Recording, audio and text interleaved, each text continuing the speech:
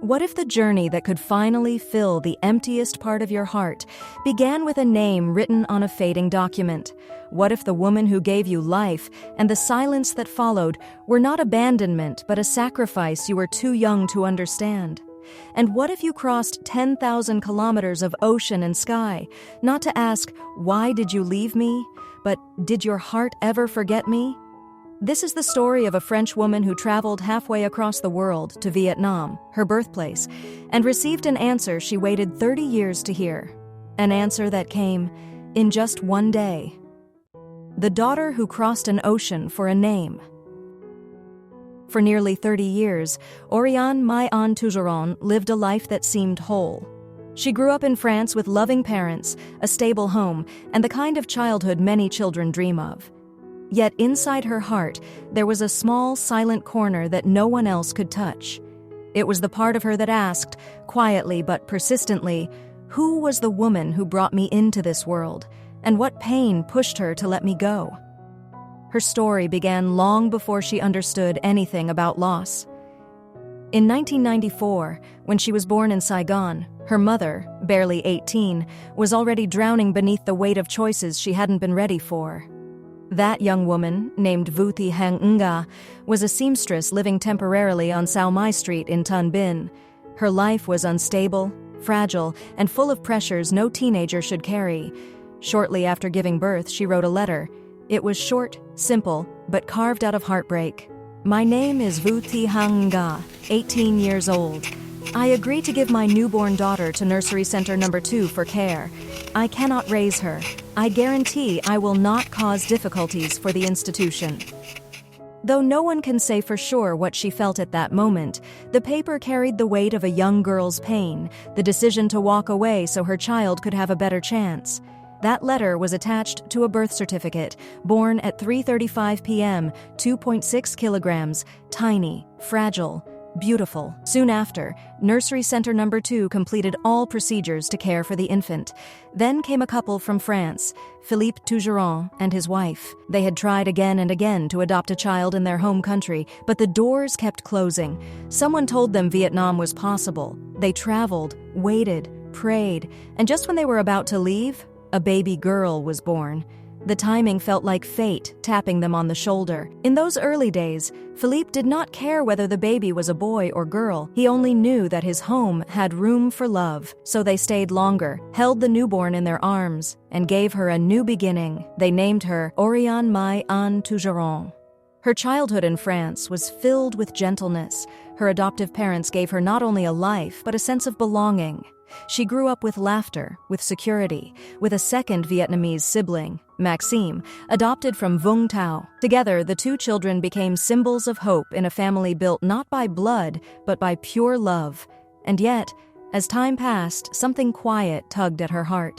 Her brother eventually found his biological family in Vietnam, and watching his reunion planted a seed inside her, a longing she had never voiced. At 26, she whispered a truth she had buried for years. "I thank my biological mother for giving me a better life. Because of her, I found my parents, the ones who raised me, loved me, protected me." Still, gratitude doesn't erase the ache of not knowing. So she told her father she wanted to return to Vietnam, to search for the woman who gave her life. Philippe didn't hesitate. "I have time for you. I will always have time. We will search together." In mid-February 2025, father and daughter boarded a plane. 10,000 kilometers later, Vietnam welcomed them back, and the search for her mother began. A story shared, a miracle answered. Once they arrived in Saigon, the journey became more than just a family mission. It became a collective act of hope shared by strangers. They received help from Vietnamese communities both in France and Vietnam, including a man named Huyen Tan Sin and a woman named Tran Thi Thu Huang. Their story reached a humanitarian channel, then made its way into the Thanh Nien newspaper. For the first time in her life, Oriane felt she wasn't searching alone. Just one day after the story was published, Mrs. Thu Huang received a message, a woman whose details matched every line on the old documents. Could this be her? Huang met with the woman, listened to her story, examined the memories she still held. The puzzle pieces fit too perfectly. She collected DNA samples, her hands trembling, her heart racing. Meanwhile, Philippe and Mai An traveled to Zhongnai to visit Maxime's biological family. Then came the call. They found your mother. In that instant, the world seemed to still around them. The DNA test confirmed it. The woman was her mother. Mrs. Thu Huang herself cried as she shared the news. She couldn't believe it. The speed, the coincidence, the miracle. When Mai An heard the words, her knees nearly gave way. She had imagined this moment for years, but reality was different. Sharper, softer, heavier.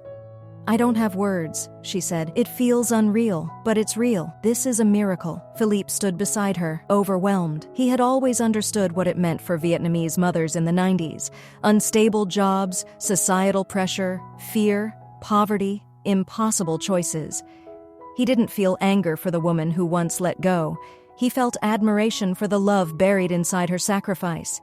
Gratitude blossomed from every corner of his heart, for those who helped, for the miracle, for his daughter's courage. They traveled back to Saigon immediately. The reunion was drawing close, the moment where 30 years of questions would finally find their answers. The weight of a mother's silence. As the news settled, they found your mother. Something inside Mai An shifted. The search was no longer a journey for a name or a face. It had become a journey for truth. She wanted to understand not only who her mother was, but what kind of storm had forced an 18-year-old girl to let go of her newborn child. For 30 years, her mother lived with a silence she thought would never break. No one truly knew the pressure she had faced, the weight of family expectations, poverty, the loneliness that clamps around a teenage girl confronted with a life far bigger than she could hold. Her decision hadn't come from neglect. It had come from desperation, the kind that forces love to take the shape of sacrifice. On the night before the meeting, Mai An lay awake. She thought of her life in France, her birthdays, the warmth of her home, the arms that had raised her. She wondered what her mother was thinking. Was she afraid? Was she relieved? Had she spent years imagining her daughter's face? Philippe sat beside her. No matter what happens, he told her, remember that everyone made the choices they could. Today is not about blame. Today is about healing. Morning arrived softly. Somewhere within that maze of streets, a woman was waiting, older now, carrying decades of silence. When the moment finally came, it felt strangely simple. No grand setting, just a door opening.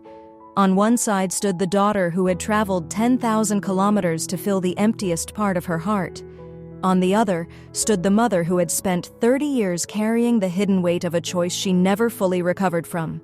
For a heartbeat, neither moved. They simply looked at each other. Her mother's hands trembled first, tears rose, and then they stepped closer. It wasn't the hug that solves everything, but it was the hug that says, I remember, I never forgot, and I'm grateful you're here. Felipe watched from a few steps away, his eyes wet. He understood the impossible choices of Vietnamese mothers in the 90s.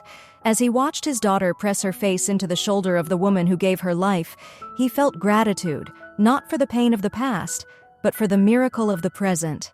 That day, they didn't talk about blame. They talked about survival, about love expressed incompletely, yet sincerely, about a future where every step did not have to be heavy. As the sun dipped behind the roofs of Saigon, Mai An understood something she had chased her whole life without knowing. Family isn't defined by time. It's defined by the courage to return to each other, even after 30 years of silence.